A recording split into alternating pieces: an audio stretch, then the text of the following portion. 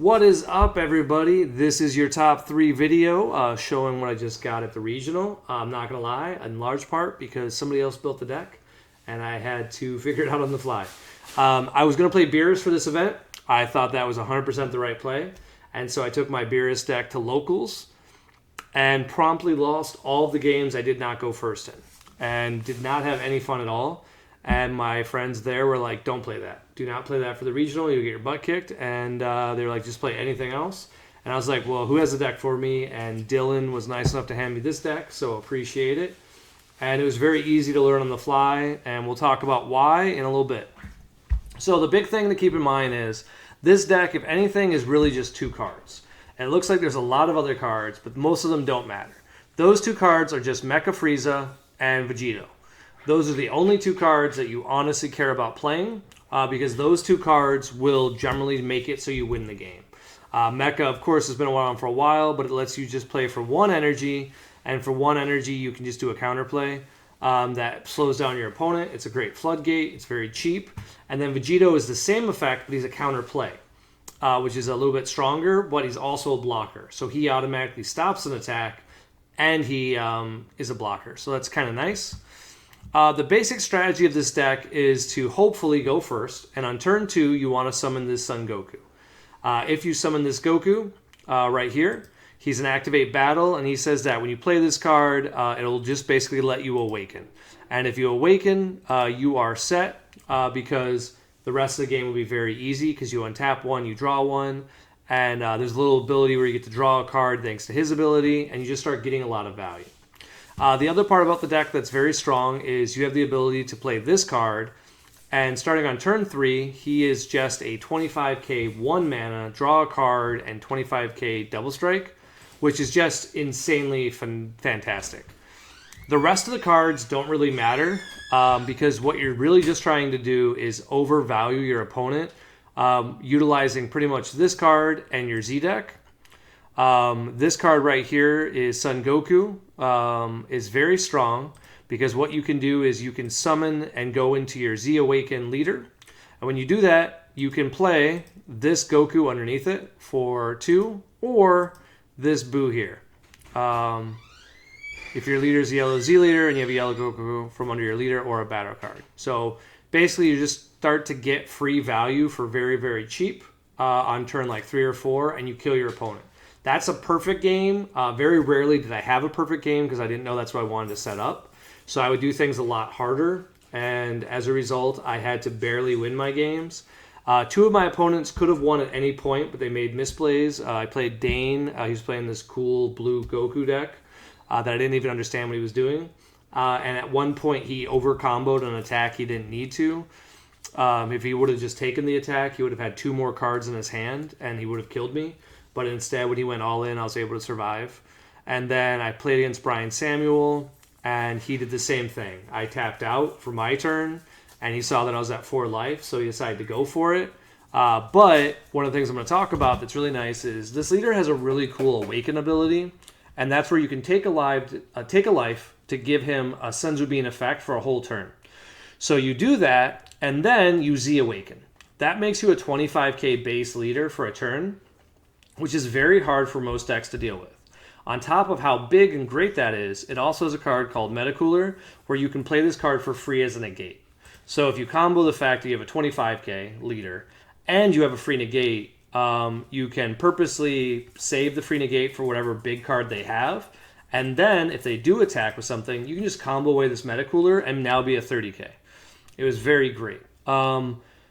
Ironically, some of the cards that weren't that valuable were very good in theory and could be good, they just didn't come up. So cards like Time Magic is really required right now because cards like Cooler can just automatically steal a win, and some cards just have dual attack that are too strong. I didn't play against any of those cards, and so it wasn't an issue as far as I can remember. I think at one point I Time Magic like a Cell, so that way he couldn't swing as a triple striker because he stole 4 of my cards. Let's see. One of the other things about this deck I thought was interesting was he ran 3 Zarbon attendants. So this was one of the reasons I also beat Dane, was at some point he didn't clear one of my battle cards. So I comboed with this card and it let me switch one of my cards to active mode, and then I comboed that card away, and then he cleared my board. So that's a cool utility card, but I would have honestly rather have anything else. So if you were to play this list, I would keep pretty much everything the same. I would cut this Majin Buu, because I don't think for 4 energy I ever want to just play a 30k. I thought it was terrible, and I always put it to the bottom. It never was relevant. And I would cut the Zarbon, and I would just find room for anything else. Honestly, I wouldn't mind having a 4th Mechie, or a 4th Vegito, maybe a 4th copy, or like some Black Mass Saiyans, just better cards.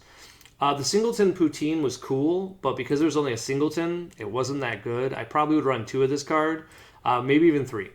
Because we're running Bardock Awakened Instincts. Very solid card. I really enjoyed having it. I hated having this guy. I didn't cast him once. He was very hard to cast for 6 Overwhelm. 3 to 4 was probably the most cards ever in my drop at once. And I had to use my Z for that. Because of the way that now Z Energy works, you're not really putting a lot of cards in the drop at the very beginning of the game. So I could honestly see cutting this card and playing a better version. But the benefit of this is because you do run negates and other cards, you can draw 2 and then pitch a negate if you don't want to keep it. So I understand the allure of it. Another card that was very good for me was the aggression I brought out with Swift Retaliation Cooler. This is why I think going into the format I want to play yellow. I forgot how much I enjoyed this card. It basically says, for lack of a better term, if you already have a board state, you probably win this turn. Because most opponents can only have 1 or 2 energy up. And so some decks, like, for example, Android 21, they have that really big floodgate. And some other cards like Baby Hatch, or, even just a blanket negate sometimes matters, because you could have like a double strike leader, which is what's really cool about this leader is he is built in double strike, which makes him stronger. You just have to take your life to do it. The biggest thing to take away, I'd say, from this event was the power of Piccolo. I could see doing an argument here, if you wanted to, of just running the SCR of the one that lets you put any Saiyan into play, and then purposely putting in the Vegito that is like 2 energy. I'm not even sure how you play it, but I saw other decks just playing it in like Frieza, so I imagine this deck could play it. Because this card is very great, but in best of 1, it does hurt you to have only 4 super combos. The games that I overwhelmingly did win was when my opponent would play a lot of little guys on their turn, let's say 2, and I was able to play this for free on my turn with on my turn 3 with, let's say, like a Majin Vegeta swing. I'd swing, I'd be like, no KO on your battle card, and then I'd combo this, so then I'd have a very big swing. They'd already be at 3 life frequently, and then they'd have to try to stop my last attack with this card. It was fantastic. And the fact that it's like a draw 2 usually on the turn it comes down on your turn, it's very strong.